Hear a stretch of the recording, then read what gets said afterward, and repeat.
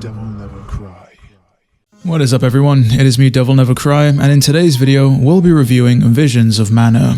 There'll be no spoilers in this video, so a lot of the footage you'll see is from early on in the game, and we'll be keeping things rather light on the narrative aspect to preserve that initial enjoyment, though we will be delving quite a bit into the game's mechanics. The footage you're seeing has been captured from a PS5 on performance mode, and before we dive in, a quick thank you to Square Enix for providing me with a copy for review. I've not delved into the long-standing Mana series before, so I didn't know quite what to expect, other than the fact that Visions of Mana was a high fantasy action RPG. The game has you step into the role of Val, a soul guard who was chosen and tasked with escorting a group of alms to the Mana Tree. Think of it much like a divine pilgrimage, something similar to what you'd see in Final Fantasy X for example, where you roughly knew exactly what that end goal was but weren't quite sure what would happen along the way. And I think overall that journey is definitely one of the highlights, particularly thanks to this game's beautiful art design. I know the anime-esque aesthetic isn't necessarily for everyone, but each individual area that you went through throughout the world felt unique and individual, which kind of helped keep things fresh overall. But the locations are only one half of the journey. The rest, of course, are comprised of the characters. We do have a somewhat large band of characters to accompany us on our pilgrimage, and through the most part, they do tend to play into some of the tropes that you kind of come to know and sort of love or hate depending on your viewpoint. I will say that they weren't too overbearing, some might even call them inoffensive overall, and I think that's largely because they go through their own mini character arcs along the way. That's helped along, of course, by the fact that this game loves to throw cutscenes at you, particularly when you're following the main quests, and sometimes things did look a little bit weird, particularly when the voices weren't quite lip-synced with the character, if that makes sense, which definitely takes you out of a scene at points, but that's just a minor gripe. Overall, I won't really spoil where the story went, but I did come to enjoy the main source of conflict, even with the fact that sometimes they do like to pull out a few of the tropes that we've seen in the past. It took me roughly 20 hours to best Visions of Mana, tack on another 10 if you want to go for all of the side quests and collecting all of the important collectibles. But your moment-to-moment gameplay largely comprises of you traversing large open zones. The game is still somewhat linear, you'll always have one main direction to go, and that pretty much at most times is forward, but there'll be different things for you to find along the way. It helps that a lot of the game's zones aren't just flat, there is a lot of verticality involved in which you'll be platforming and jumping to find all kinds of secrets, whether it's chests, elementite, which we'll touch upon later, and of course those pesky little cactuses. Fast travel definitely is a godsend, particularly if you're just trying to turn in side quests, but the traversal does open up in a way by the end that I thought was very cool, and I won't spoil, but it definitely harkened back to RPGs of the past, I'll say that much. The main quest will have you visiting a myriad of different little towns, some of them being grandiose in scale and design and others being somewhat far more humble. But here you'll find shops to purchase gear to outfit your characters with all they need, places to buy consumables, places to buy abilities, and of course places that you can find side quests.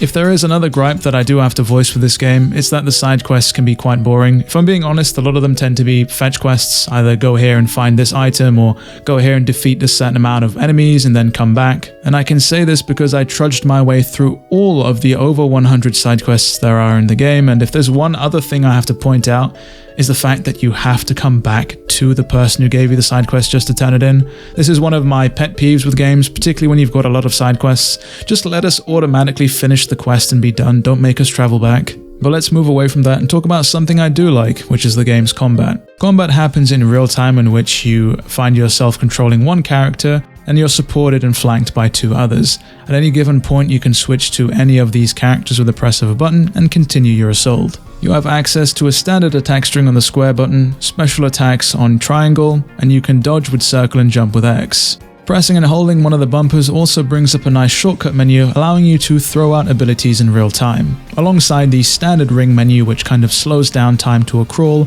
allowing you to pick and choose at your own leisure. The combat system is then also further bolstered by the elemental system. Think of this as a class or job system from other similar RPGs. By equipping a specific elemental on a character, not only will you change up their entire aesthetic, you'll also change up the weapon they're able to use in combat alongside their own abilities. with some of these moves that you've unlocked also being equipable on your character regardless of what element you've currently got chosen for them. Each of these so-called classes also has a elemental vessel, which allows you to use a unique move during combat that has its own cooldown. And alongside that, their own class strike, which kind of acts as a bit of a super move that you can use to do a lot of damage to basically anything that's on the screen. The system is rather straightforward, and it opens up a bit towards the end of the game in a way that I won't spoil, but it ties in quite nicely with the fact that each of the enemies you encounter has their own elemental weaknesses and strengths, forcing you to make a party that is suitable for whatever it is that you're facing. This game is an RPG through and through. Don't let the fact that the director is an ex-combat designer of DevilNeverCry 5 fool you. You will not be able to outskill your way out of an encounter with an enemy that is substantially higher levels than you. Trust me, I've tried. Towards the start of the game, I stumbled onto an enemy 50 levels higher than me, and spent 5 minutes trying to whittle down its health doing barely any damage before I ended up getting one shot. But if you're a fan of RPGs and love getting stuck into the stats and min-maxing, there is the capacity to do so here and turn into an absolute menace by the end of the game. Which of course I definitely dabbled in. Morley was my favourite character here thanks to his katana, and he's got that one sweet move that just really screams that the storm is approaching. I pretty much spec'd him into a crit build and just decimated anything that came my way, even in the endgame. One interesting design departure that you see here and not in games that have class or job systems is the fact that your classes here, or your element, doesn't actually level up with use. In fact, you have to go out and explore the world and find either golden clovers or pieces of elementite that will then allow you to use those points to level up an elemental plot. And so there is a major reason to go out there and explore beyond finding things like chests or secrets. And if any of you out there listening are playing or want to play Visions of Mana, the one tip that I can give you is that you should keep an eye out on cactuses. They provide some pretty cool passive buffs that you definitely won't want to miss out on.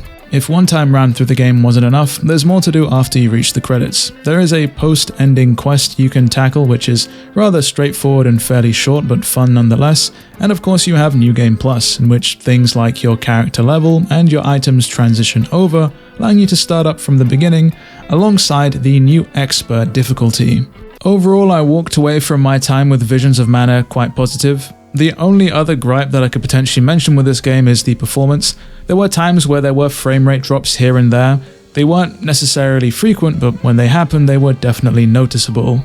They typically occurred only when there were a lot of effects going on screen all at once. Beyond that, I was thrilled with my time with Visions of Mana, and at the moment I'm currently pushing to grab the Platinum Trophy. If you're a newcomer to this series like me, and are someone who likes action RPGs, then I definitely recommend Visions of Mana. And with that, we come to the end of this review. If you enjoyed it or found it useful, then definitely leave a like and subscribe, as there are more reviews on the way.